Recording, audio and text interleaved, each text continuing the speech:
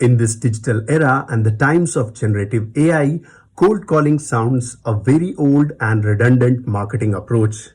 And a lot of people think it is not effective anymore.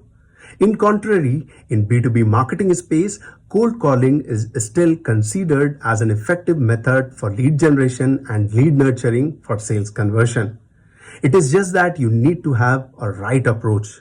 Do sufficient research and analysis before calling the right decision maker. And you should always opt a consultative problem solving approach, not try for sales heavy conversation. Interestingly, a recent market research study says 57% of decision makers prefer to have phone calls from relevant potential partners to have conversation on any problem solving product or service. And when you follow this approach, you will be able to generate more leads and do more sales conversions. What do you think about cold calling approach? Let me know in the comment section.